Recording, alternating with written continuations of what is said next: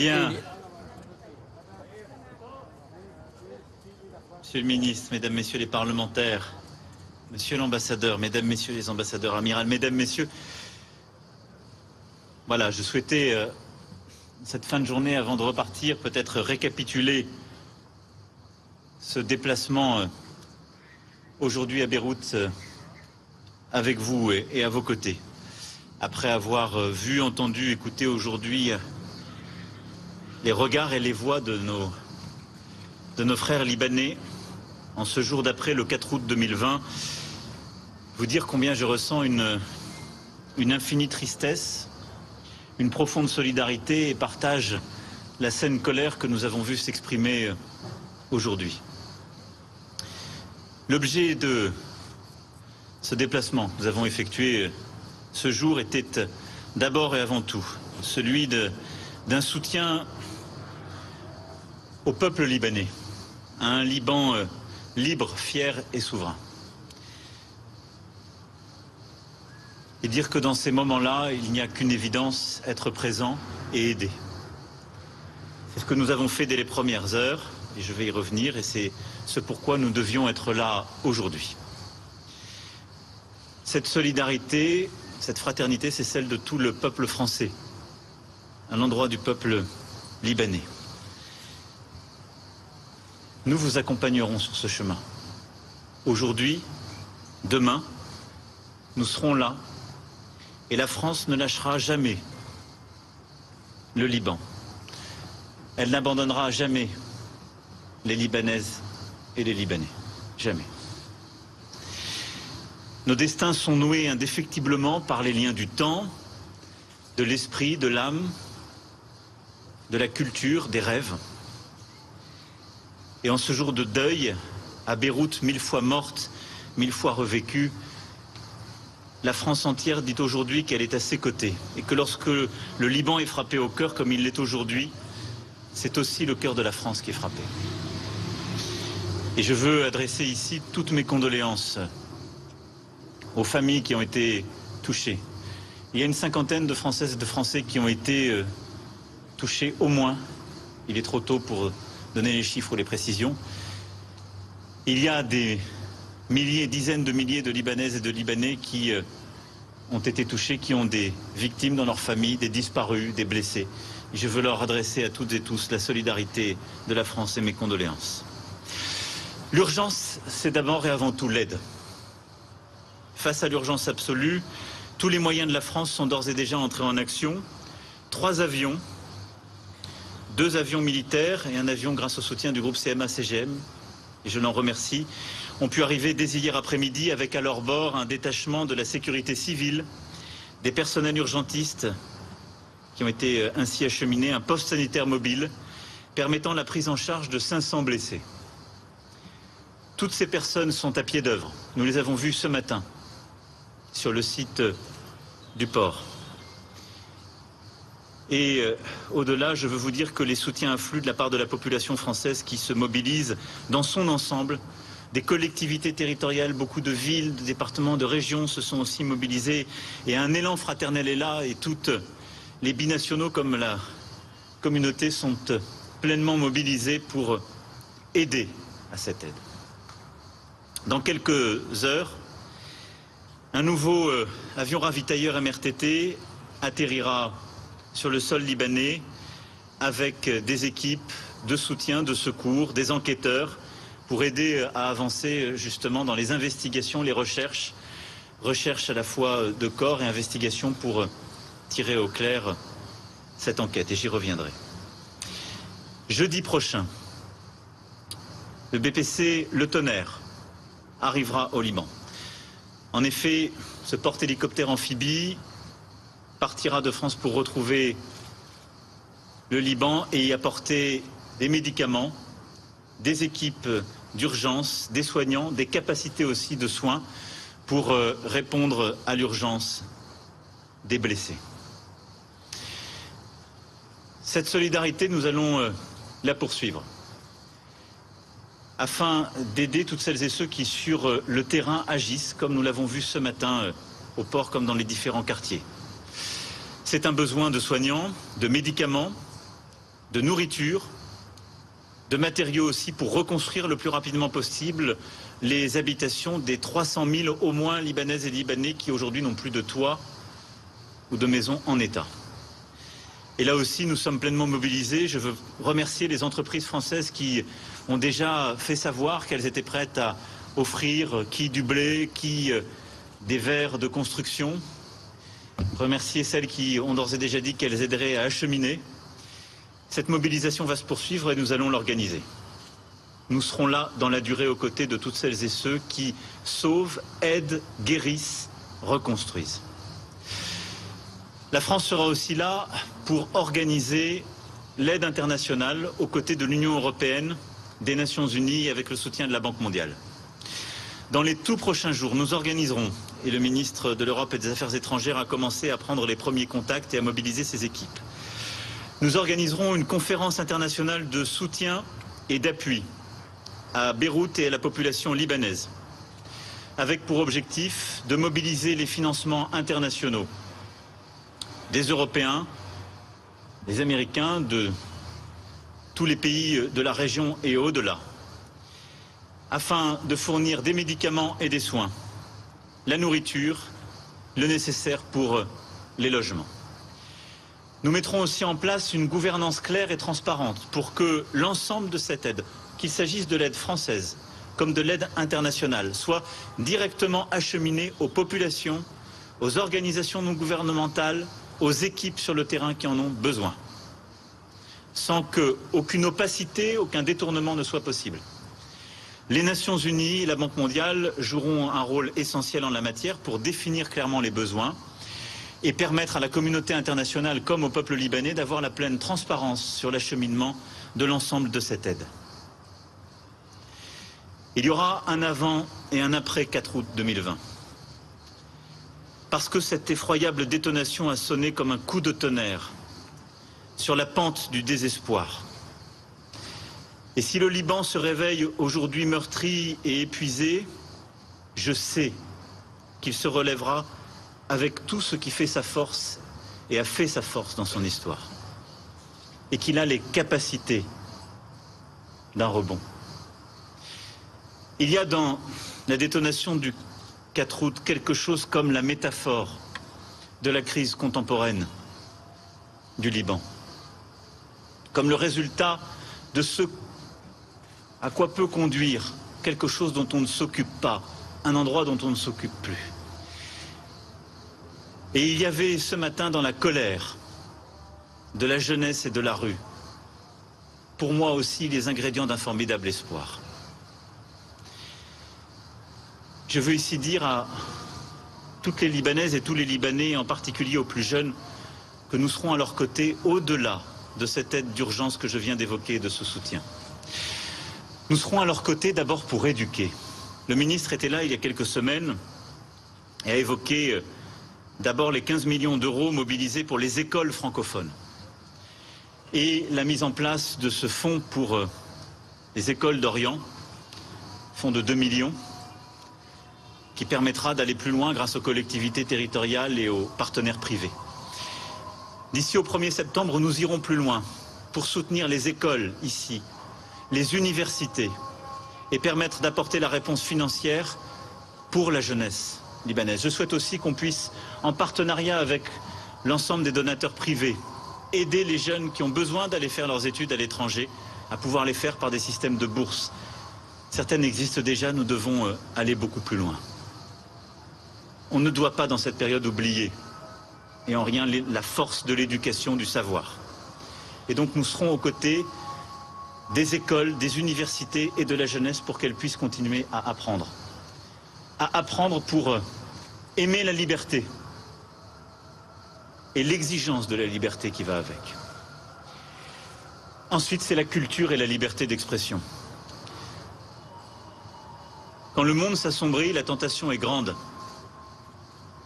d'oublier ce pourquoi on mène tous les combats. Savoir qu'il y a autre chose de possible. Savoir qu'il y a quelque chose de plus grand que le quotidien et un absolu. Le savoir, la vérité. l'expression de chacun. Il est important dans cette période que la liberté d'expression, la liberté du journalisme, la capacité à créer se poursuivent au Liban. Il y a aussi la réponse économique. Nous avons, il y a plus de 2 ans, conduit les conférences à Paris pour que la réponse économique soit apportée. Les réformes d'un côté, dans le secteur de l'énergie, de l'électricité, de la commande publique, des douanes, de la lutte contre la corruption, les financements de l'autre. Nous nous sommes mobilisés, les financements sont là, ils attendent les réformes. L'agenda de Paris, les conférences CEDRE, les réformes économiques et le soutien de la communauté internationale n'attendent que ce sursaut. Aussi, face à la colère et la défiance, l'espoir que je nourris et l'appel que j'ai pu faire ce matin au président Aoun, aussi au président du Parlement Nabi Berri, au Premier ministre Hassan Diab et à l'ensemble des représentants des forces politiques. C'est le temps des responsabilités pour le Liban aujourd'hui et ses dirigeants. Il faut rebâtir la confiance et l'espoir. Elle ne se décrète pas, elle ne se reconquiert pas du jour au lendemain. Mais elle suppose une refondation d'un ordre politique nouveau, où chacun, au-delà des divisions dans lesquelles il s'est réfugié, d'un confessionnalisme qui a été parfois capturé, d'un système qui a été,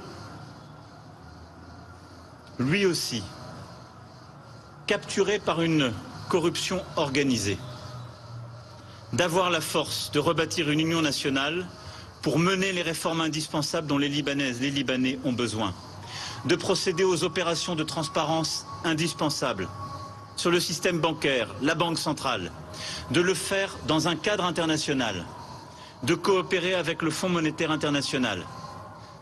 Je me battrai pour que la solidarité internationale soit là, celle du FMI, de tous les grands pays.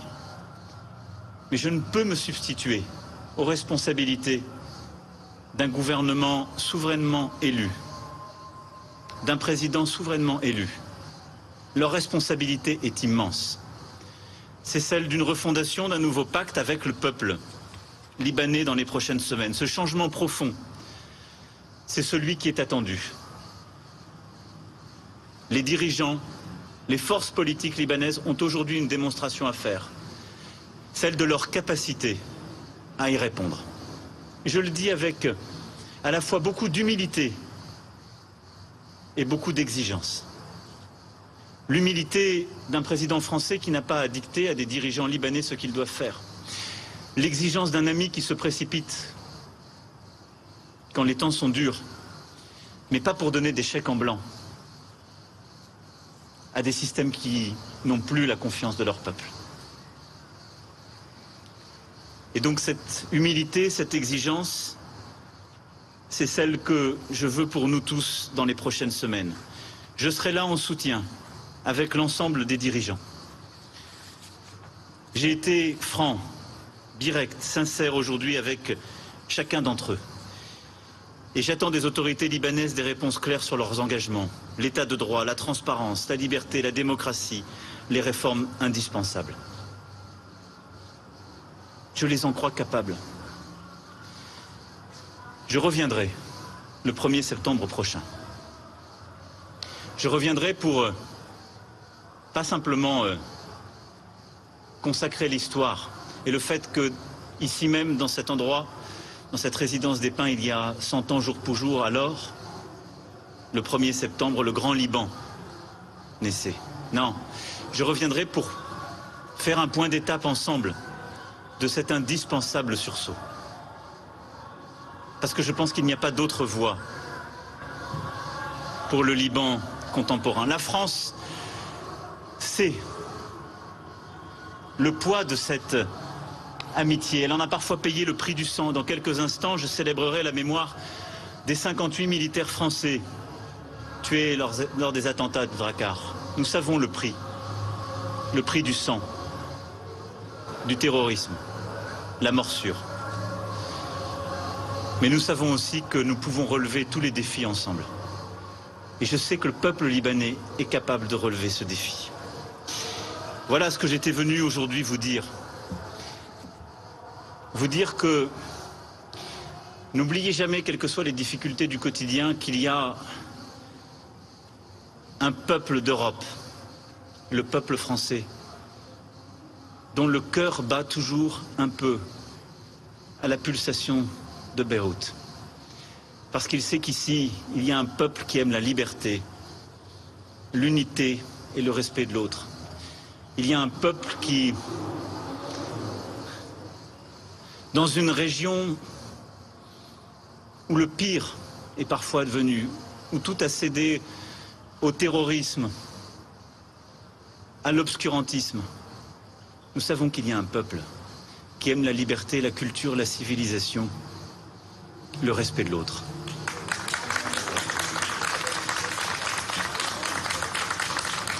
Alors à chaque fois que vous douterez, dites-vous que nous serons là.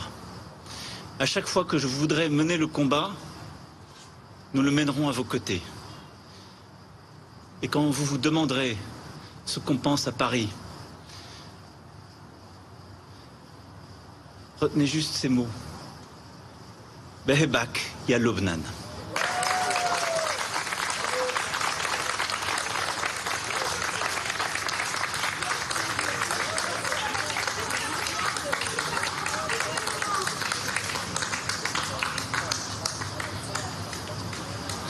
Je vais répondre à vos questions. On va commencer, s'il vous plaît. Il y a un ordre pour les questions. Je propose à Rim Montaz de Politico de poser la deuxième question.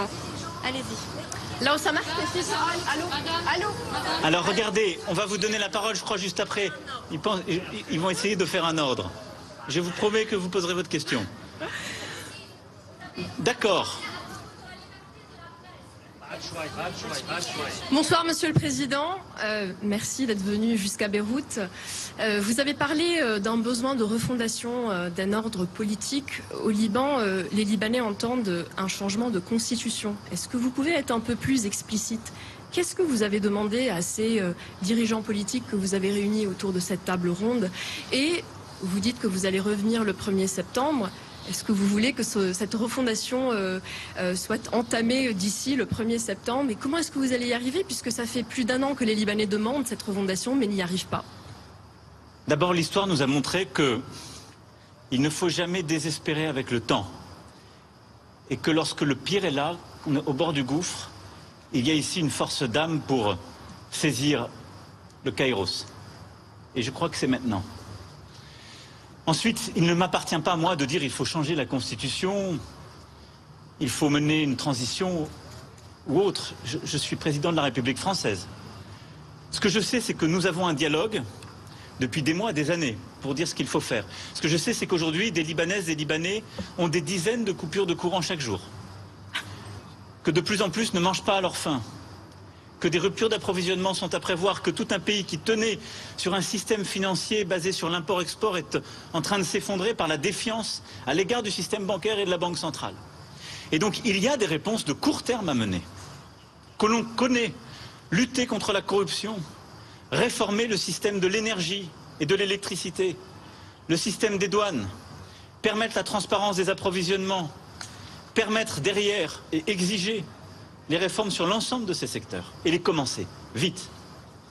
Ensuite, il y a la nécessité de mener un audit sur le système bancaire et la Banque centrale. Si on veut recapitaliser, remobiliser de l'argent international, du FMI et d'autres pays, personne ne le fera tant qu'on ne sait pas combien manque. Beaucoup a été détourné, à coup sûr. Beaucoup ont touché de l'argent, c'est certain.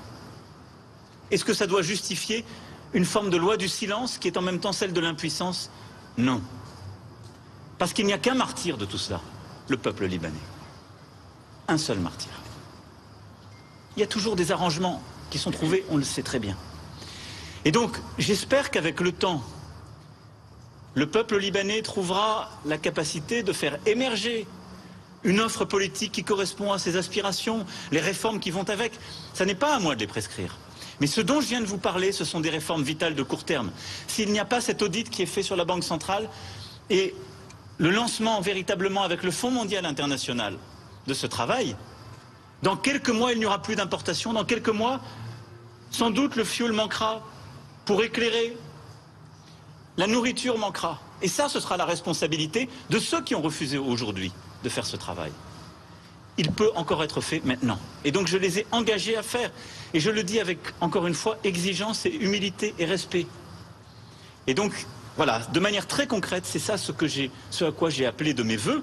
La France aide, elle est là, elle continuera d'aider. Nous avons organisé des conférences internationales, on a levé de l'argent, on continuera de le faire. Mais on ne peut le faire que si les dirigeants libanais prennent leurs responsabilités pour nous permettre de les aider pleinement et d'aider pleinement les Libanaises et les Libanais. Bonsoir, Monsieur le Président. Permettez-moi au début de vous remercier infiniment pour vos paroles touchantes envers les Libanais, envers le peuple libanais. Merci beaucoup, Monsieur le Président. Est-ce que la France est prête à participer ou à co-patronner avec le Liban à une commission ad hoc d'enquête? Et sous quelles conditions, surtout qu'il y a des Français entre blessés et morts? Et ma deuxième question, s'il vous plaît, comment la France va-t-elle coordonner pour un fonds de reconstruction avec quel parti international spécialement? Merci. J'ai eu l'occasion d'échanger avec le Président comme le Premier ministre sur ce sujet. Des premières coopérations techniques ont été demandées et je crois qu'en effet, l'enquête internationale est une question de confiance. Toute la lumière, vous l'avez dit, doit être faite. C'est pourquoi j'ai demandé aux autorités libanaises de répondre à cette demande forte et légitime. De prendre en compte pour cela des experts français disponibles immédiatement. Nous en avons fait l'offre, mais aussi des experts internationaux, chacun dans leurs compétences. Je crois que c'est une question de clarté et de crédibilité. Donc oui, j'y suis favorable. Et nous apporterons toutes les contributions qui nous seront demandées. Sur l'aide et le soutien de court terme et d'urgence, on souhaite que cela soit supervisé par les Nations Unies, qui sont présentes ici, dont nous avons vu ce matin au port l'une des représentantes. La France sera aux côtés, nous apporterons là aussi tout notre soutien technique et notre expertise sur ce point, mais je pense que les Nations Unies sont toutes désignées pour coordonner l'aide, à la fois l'expression des besoins avec l'ensemble des acteurs publics, services d'urgence, mais aussi ONG, associations, et pour organiser l'aide sur le terrain, le faire sans doute aussi en lien avec la Banque mondiale qui a des capacités, un savoir-faire sur ce point. Et donc je pense que c'est aux organisations internationales de le faire et c'est ainsi que nous allons structurer les choses. La France apportera son soutien, mais je pense que c'est les Nations Unies, la Banque mondiale qui doivent permettre de coordonner cela en lien avec les acteurs de terrain.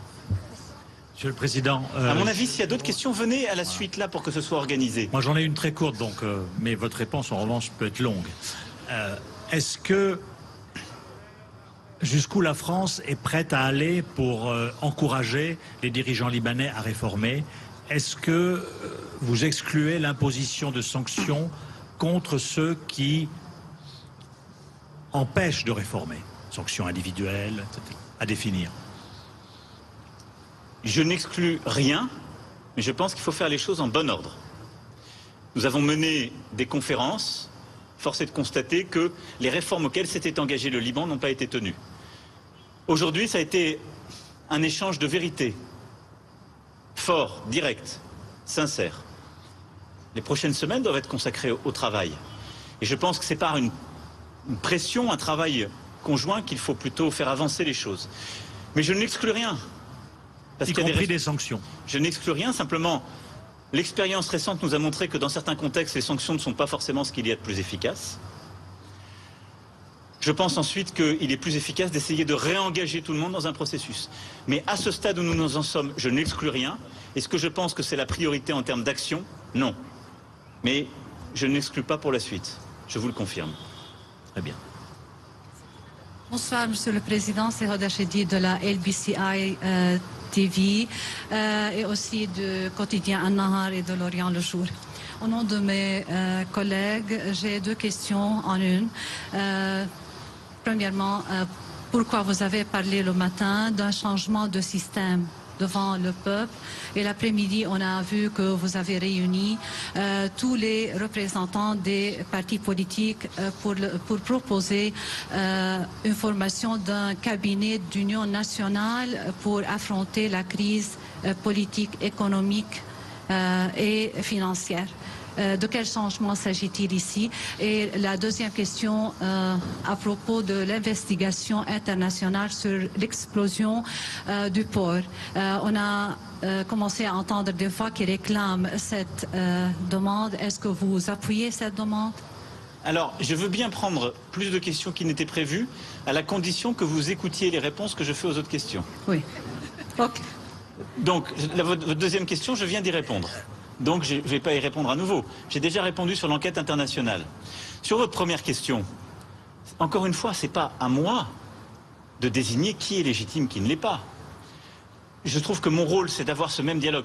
J'ai tenu le même discours au peuple libanais dans la rue, à votre président de la République, à votre Premier ministre, à votre président de l'Assemblée nationale et à toutes les forces politiques. J'ai ensuite vu aussi d'autres partis politiques et la société civile qui ne sont pas dans votre représentation nationale parce qu'ils n'ont aujourd'hui pas passé des élections. C'est pas à moi de dire de recomposer la vie politique libanaise. C'est à moi de dire il faut aujourd'hui avoir l'énergie d'apporter les réponses concrètes pour relever ces défis. C'est à vous d'écrire votre histoire. Mais le rôle de la France, c'est d'être en amitié à vos côtés, d'avoir cette exigence à l'égard des dirigeants de la classe politique qui est en place, d'avoir aussi cet espoir à l'égard de la société civile, de toutes celles et ceux qui portent d'autres projets, et de les aider, et de vous aider à écrire votre histoire. Mais ce n'est pas un président français de l'écrire à votre place. Merci. Monsieur le Président, j'ai deux questions si vous permettez. La première, vous avez réuni les dirigeants, les représentants des partis politiques du Liban, y compris le Hezbollah à votre table de dialogue. Vous avez voulu lancer un message qui diffère aux États-Unis, que le Hezbollah est un parti fondamental dans la société libanaise et un parti du gouvernement libanais. C'est la première question. Et la seconde question, à propos de la déclaration du Premier ministre Hassan Diab, qui avait déclaré il y avait quelques jours que le ministre des Affaires étrangères, Jean-Yves Le Drian, manquait d'informations à propos des réformes demandées. Que dites-vous? Alors, sur la première question, je n'envoie de message à personne à l'extérieur. Je pense que le problème du Liban est d'avoir trop de monde autour. Et je suis un grand partisan de la politique de désassociation. Je suis pour que, au Liban, on s'occupe des Libanaises et des Libanais. Et donc aujourd'hui, il y a des partis politiques, ce n'est pas moi qui les ai choisis, ce n'est pas moi qui ai mis autour de la table de forces politiques, ni à votre Parlement. Ce sont vos choix. Je veux simplement dire, je ne peux pas détourner le visage pour dire je vais travailler qu'avec une partie des autres. Je ne partage pas leurs idées. Mais je ne suis pas libanais. Je dis simplement, on doit travailler avec eux. Et donc, il faut simplement les mettre autour de la table parce qu'il faut la même exigence à leur endroit.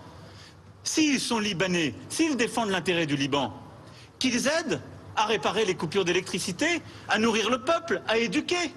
Et qu'ils ne fassent pas l'intérêt d'une puissance extérieure contre les Libanaises et les Libanais. C'est en étant en face d'eux qu'on peut leur dire. C'est ce que j'ai fait tout à l'heure. Sur la deuxième question, je dirais, je n'ai pas entendu ces phrases, j'aime pas trop faire de commentaires de presse à presse. J'ai eu le sentiment ce matin que les Libanaises et les Libanais n'étaient pas totalement informés des réformes faites non plus.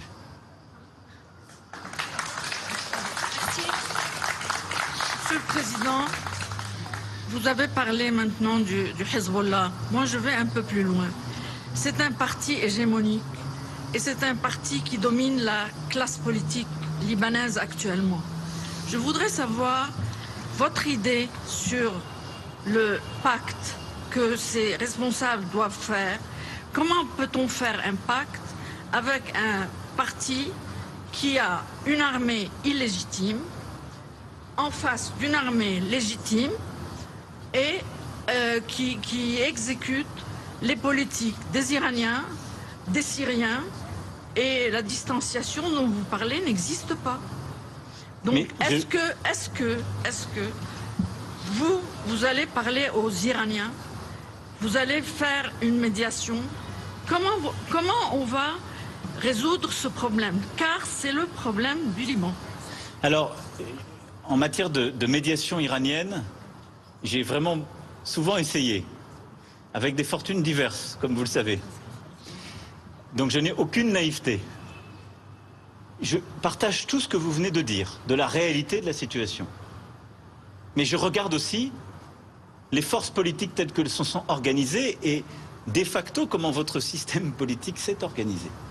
Et je ne peux pas faire comme si cela n'était pas. Ils sont là. Mais derrière eux, il y a des Libanaises et des Libanais aussi.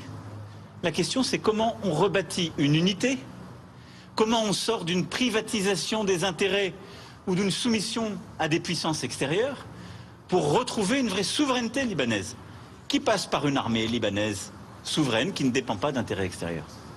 Ça fait partie de cette refondation. Mais ce pacte, entendons-nous bien, c'est un pacte des formations politiques existantes, nouvelles et à venir, avec le peuple libanais. Je pense que notre rôle, c'est d'essayer d'aider à cette émergence, par l'aide, par l'exigence politique, par la franchise que j'ai ce soir avec vous. Mais ça ne se fera pas d'un coup de baguette magique. Ça n'est pas moi qui, depuis maintenant 15 ans, les ai mis au gouvernement, les ai fait rentrer dans le système. Ça n'est pas moi. Mais je serais lâche ou hypocrite de vous dire ils ne sont pas là. Et donc il faut rendre le peuple plus fort et ses instruments de souveraineté pour que toutes les sensibilités soient prises en compte sans que ce soit fait aux dépens des intérêts du peuple et de sa souveraineté. Je n'ai pas la réponse. Si quelqu'un avait la solution, ceux qui prétendent avoir une solution, ce sont ceux qui veulent les remplacer pour une même hégémonie, en vous disant c'est moi qui vais les remplacer, je vais vous protéger. La situation dans laquelle nous sommes, c'est ce qui fait qu'elle est si trouble, si complexe, si hésitante, c'est que c'est la caractéristique d'une crise. Le neuf est en train d'émerger et l'ancien tarde à disparaître. Et il faut que tout ça se fasse de la manière la meilleure possible pour le peuple. Donc je n'ai pas de naïveté, mais j'ai cette exigence. Monsieur le Président, Linda Mchleb, MBN TV. Deux petites questions. La première, on va faire une règle. À propos Comme j'ai accepté une rallonge et que on est au-delà des horaires, je prendrai une question rapide par personne, à la condition que ce ne soit pas la même. Changer le système, c'est-à-dire vous avez la France a une initiative pour la solution politique du Liban, c'est-à-dire changer régime, sous le patronage de la France. Deuxième question, croyez-vous que l'explosion... J'ai dit une seule, sinon vous n'êtes pas correct avec vos collègues parce qu'après je dois filer. Sur la première question, j'y ai déjà répondu. Il n'y a pas une solution française. Il peut y avoir une méthode que nous accompagnons. L'exigence des réformes de court terme pour le peuple libanais et les conditions pour l'émergence d'une offre politique et des réformes indispensables dans le champ politique. J'ai après très longuement répondu d'ores et déjà à ce que vous me demandez. Et donc il faut à la fois l'énergie du peuple, l'esprit de responsabilité des dirigeants et la pression que nous allons exercer. Mais vous ne pouvez pas me demander de me substituer à vos dirigeants. C'est pas possible. En tout cas, ce ne serait pas une solution. Je ne vous rendrai pas service à faire ça. Oui, Monsieur le Président, c'est Joyce Akish de la MTV. Les responsables libanais ont tué le peuple le 4 août et ils sont tous corrompus. Vous avez visité le port. À votre avis, est-ce que à côté de l'ammonium, il y avait un dépôt de feu d'artifice où il y avait un dépôt de munitions illégales? Je ne sais pas le dire. La confiance, elle ne se bâtit que sur la vérité, les faits, la dialectique qui va avec. Je n'ai aucune information en ma possession au-delà des informations publiques qui sont les vôtres. C'est pourquoi il faut une enquête internationale, ouverte, transparente, pour éviter que d'abord des choses soient cachées, et aussi que le doute ne s'installe. Donc je ne peux pas répondre à votre question parce que je n'ai aucune information, au-delà de ce que vous savez. Mais j'ai vu avec beaucoup d'émotion le drame qui s'est noué, la violence de cette explosion, les corps ensevelis et je l'espère encore quelques vies qu'on pourra sauver dans les prochaines heures. Et ce sont les responsables libanais qui ont tué le peuple, à votre avis? Je vais pas, moi, donner des accusations alors que je défends le principe d'une enquête indépendante et transparente. Merci, Monsieur le Président. Monsieur le Président, s'il vous plaît, c'est Dina Ramadan Tabara de Télé Liban. S'il vous plaît, vous avez ressenti un attachement fort de la part du gouvernement libanais pour les réformes de Cèdre? Je ne suis pas là pour qualifier ce que je ressens, je suis là pour voir ce qui existe. Et donc, j'attends de voir. J'attends de voir. C'est avril 2018, monsieur le ministre. Hein. Avril 2018. Elles n'ont pas été faites. Ça n'est pas vrai. Et donc... Quel a été votre message, Monsieur le Président, pour le gouvernement libanais? Ça, l'exigence? Oui. Celui que je viens de donner. Merci bien. De la même manière. Monsieur le Président, le patriarche maronite... Allez, j'en prends deux dernières, hein, parce que là, vraiment, je suis au-delà des... Monsieur le Président, vous parlez d'une nouvelle ère, mais en même temps, vous rencontrez les présidents anciens et corrompus au Liban qui ont tué le peuple libanais et qui ont tué des Français de même. Donc comment... Mais qui fallait-il que je rencontre? Pas eux. Mais je l'ai rencontré ce matin, le peuple. Mais la difficulté, je vais répondre à votre question qui m'a déjà été posée, à laquelle j'ai déjà répondu. Le paradoxe dans lequel vous êtes, c'est que depuis octobre dernier, vous avez en effet un mouvement pour lequel j'ai un infini respect, qui s'est soulevé. Mais il n'a pas trouvé aujourd'hui sa traduction politique. En tant que président de la République française, je n'ai pas à dire les responsables politiques qui ont été dans un système que vous contestez, légitimement élus et qui vous représentent, n'existent plus. Je n'ai pas non plus, moi, sans preuve, à dire ils ont telle ou telle responsabilité. Quelle est ma responsabilité? Aider le peuple, ce que je fais en venant. Avoir un discours de vérité et d'exigence avec eux, je l'ai eu, je peux vous le dire. Attendre d'eux dans des échéances précises des mouvements. Pousser pour une enquête internationale transparente et claire qui permettra d'assigner des responsabilités, des vraies, pas celles que vous et moi on peut déclarer. Est-ce que la France profite de la continuité des mêmes dirigeants? Mais la France, elle ne profite de rien, elle vient vous aider. Elle vient vous aider. Mais la France, elle n'a pas à se substituer à la souveraineté libanaise. Et donc j'ai vu là, en même temps, d'autres acteurs de la société civile, mais quelque chose est en train de se passer qu'il faut accompagner. Et ce que je veux que vous touchiez du doigt, c'est que c'était infiniment plus facile pour moi de ne pas voir les forces politiques. J'aurais pu venir vous tenir ce discours-là. Pour nous de même. À vous. J'aurais pu vous le tenir. Je l'aurais tenu à eux parce que c'est plus difficile de leur tenir face à face et de leur dire je reviendrai le 1er septembre. Parce qu'il se trouve que vous les avez élus. Dans un système qui ne vous plaît pas, qui est imparfait, vous les avez élus. Pas moi, vous, peuple libanais. Vous voulez les changer, il faut les changer dans un cadre démocratique. Vous pouvez exiger des choses. J'ai poussé pour cette exigence. Et je vous dis en transparence ce que je leur ai dit. Mais ne pas les voir, les accuser derrière sans leur parler, c'est beaucoup plus facile. Vous me demandez d'être comme un contestataire. Je suis président de la République française. J'espère avoir fait le plus utile pour vous. Monsieur le Président... La toute dernière. Ouais. Vous avez parlé maintenant du mouvement et du peuple libanais. Vous parlez de cela depuis le 17 octobre.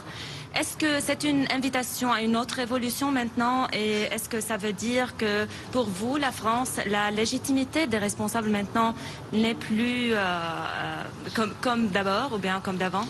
Mais ce qui est formidable dans vos questions, comme dans le dialogue que j'ai eu avec la société civile ou même avec les responsables politiques, et comme ce matin j'ai eu dans la rue avec beaucoup de Libanaises et de Libanais qui m'ont dit « revenez au mandat ». Quelque part, vous êtes en train de me demander d'être le garant d'une émergence démocratique ou révolutionnaire. Je parle de la révolution, non pas le mandat. Non, mais je suis d'accord, mais vous me dites à moi, si j'invite un... Mais une révolution ne s'invite pas. C'est le peuple qui la décide. C'est les forces politiques qui les... C'est là, et donc... Monsieur le Président, non, la neutralité du Liban. La contrepartie de l'exercice auquel je viens de me livrer, qui est un jeu ininterrompu de questions, ça veut dire qu'il n'y a pas d'interpellation, et c'était la dernière question. Sinon, après, il faut qu'il y ait un ordre pour qu'il y ait la liberté. Ce que je veux vous dire par là, c'est que ne demandez pas à la France, justement, de ne pas respecter cette souveraineté. Je serai là à chaque fois qu'il faut aider les Libanaises et les Libanais, croyez-moi. Je n'aurai aucune complaisance. Mais je n'aurai non plus aucune ingérence. Je serai dans l'amitié et l'exigence. Parce que je pense que c'est ça notre histoire commune. C'est cette histoire qui s'est scellée il y a 100 ans. Et donc il faut que les solutions émergent ici, qu'elles émergent du peuple, des forces politiques, des forces économiques, sociales. Vous avez cette force d'âme et cette intelligence pour que cela arrive. Je ferai tout pour l'aider. Mais ça n'est pas à moi à pointer du doigt en disant c'est cela et ça doit se passer ainsi. C'est pas mon rôle, c'est le vôtre. Non, je l'ai dit sur la neutralité et la désassociation, c'est ce à quoi je crains le plus. On vous remercie. Mais c'est celle qu'on a lancée, l'initiative, soyons clairs. L'initiative, c'est ce qu'on a lancé aujourd'hui. C'est ce que je porte depuis tout à l'heure. Le président de la République doit repartir. Nous vous remercions. Non, j'ai pris toutes les questions. Merci à vous. L'initiative politique, c'est celle qu'on a lancée aujourd'hui. Merci, s'il vous plaît. En demandant à toutes les forces politiques, au président de la République, au Premier ministre, au président de l'Assemblée, de prendre leurs responsabilités dans les semaines qui viennent, de lancer les réformes que j'ai évoquées, de lancer le processus d'audit sans lequel l'économie du pays s'effondrera et d'accéder à un programme FMI. C'est ça cette initiative. Et cette initiative politique, c'est celle qui peut permettre, avec un gouvernement d'union nationale, dans les prochains mois ensuite, de relever le pays et de permettre aux forces économiques, sociales, politiques d'émerger et de décider avec les Libanaises et les Libanais ce qui est bon pour eux. Merci à vous.